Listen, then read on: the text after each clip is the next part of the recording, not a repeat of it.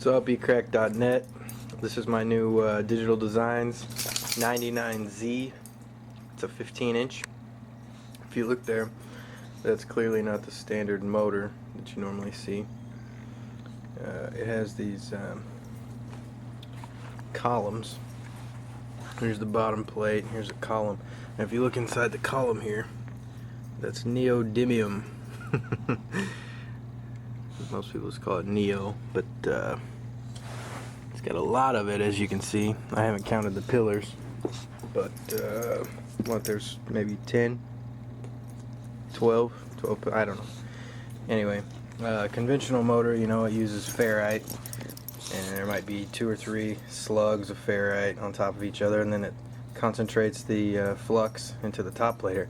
This top plate, I don't think that's actually doing anything other than connecting the motor to the basket. Yeah, I don't think it is.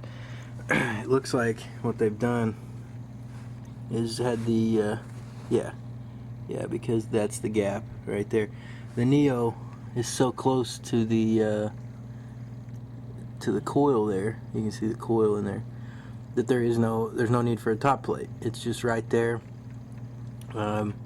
Direct magnet to coil, and we know Neo has a much stronger magnetic field than ferrite could, especially after transferring through the top plate.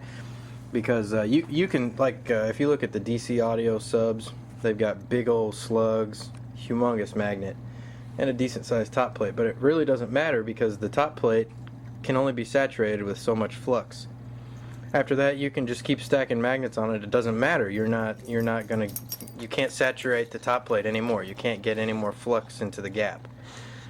So with this design, by getting rid of the top plate and just putting the magnets right there in the gap, super strong neodymium magnets. They've getting attacked by an English bulldog here. They've actually made a superior sub. That's what all the hype's about.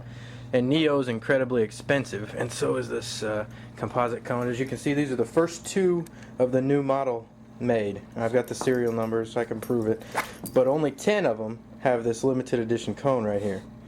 And I got them from my boy Ronnie at Off the Hook in Rhode Island, and he hooked me up. Very few people could have gotten these, but you can't really see that. It looks pink there, doesn't it? But it's not. It's nice and red. It's a real pretty red. It matches my truck. I got 2 of these beasts. There's another one over here in a box. That was just the top one. There's the second box there. So anyway, what we're gonna do first, I'm gonna do a drop-in. I got an old box that I built, tuned at 40 hertz for 2 9515Gs, and I can do 149.5 with the car started. So we're gonna go meter it real quick on battery. Should be somewhere in the 48s, and then do the drop-in and see what these do. Now there's a difference. Those are wired at 1 ohm nominal outside. My 9515s. I'm gonna wire these at 2 ohm. These are I got dual 2 ohm coils this time, so I could run it at half ohm for SPL. But you don't want to do that on music, or you'll fry your amp. And I have the limited edition ZSE, and I also have a Z2. I'm going to be using the Z2 today while I'm getting to know these subs. And so next time you see it, I'll be metering the 9515s. Alright, so we got the meter set up. See, it's there on the dash. We're all zoomed in. I'm trying to show you that the windows are up. I'm gonna get in and burp it. Okay, I've got it all set up. I don't know if you can see that, but we're on my frequency. Volume's all the way up. We're paused. There's the sensor. Here we go. There's the term lab. Hope I hit start. Let's see if I did. Focus. I don't guess it can focus. Oh, there we go. I did click start, so we're good to go.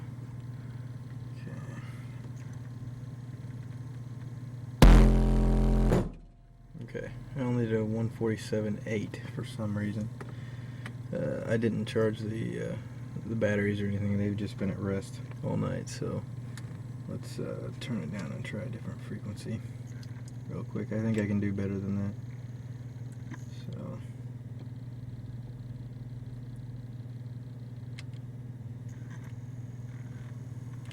but we don't know. Let's see. Nope, couldn't do any better than that. Okay, so 147.8 with the 9515 Gs for the day. Alright, so I'm in the middle of swapping out the 9515 Gs for the 9915 Zs. So I wanted to give a direct comparison of the two, sitting next to each other. Both 15-inch versions. There's the ferrite, there's the neodymium. I hope I'm saying that right, by the way. I don't see any other way to say it, but I sound like a fruitcake saying it. Not that there's anything wrong with that. But anyway, the same AQDD style basket there. Same direct wire leads. Both have you know, the carbon fiber cone, 8-inch. You can see the limited edition. There's only 10 of these apparently in existence, and I have 2 of them. Dust caps with the big Z. I didn't pay any extra for it, so I think that's pretty cool. If you're gonna spend that much on a woofer, it's nice to get something that nobody else has anyway. So that's what they look like. Let me show you some other shots of the Z. Haven't really seen much of it. There's the bottom there. It's got a DD tooled in the bottom plate there. You get a pretty decent shot inside of the gap there. That's a tighter gap than what you might think. You think, oh, there's just bars of Neo there, but it's actually pretty tight. It's strange. There's the coil. It's a long coil. That's the comparison between the two. Here's the 9515, and these are for sale, by the way. Make offers. ecrack.net. And the bottom of this cone is different. You know, the old ones, they look like they just slapped them together. I mean, they look pretty crappy. Not that I mean, who cares? You're not going to see it, right? But they didn't look very good. These look pretty decent, and they have the logo on the inside. Not that any of that's necessary, but it's pretty sweet nonetheless. See the former? I think that's pretty cool. The cone attaches to the former at a different place than the spider. See all that space? Gives you extra linearity there. If they're attached at the same place, the coil can rock pretty easily. This way it can't, provided that they both stay attached. I wanted to get a shot of both of them before I dropped them in the box. Here they both are. I'm going to wire them series parallel for 2 ohm. They're dual 2 ohm coils. And so that's what's about to happen. Just wanted to get a quick shot of both of them first. Alright, so I've just wired up my Z's, dropped them in, and we're going to burp it and see what we come up with real quick.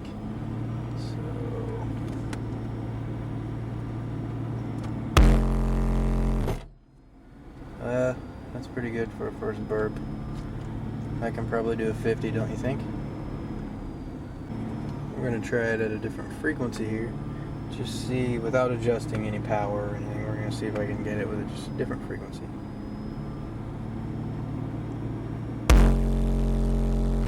Yeah, same score. Well, we're close. Alright, let's try it one more time. We got a little bit more power. Let's just see what happens here.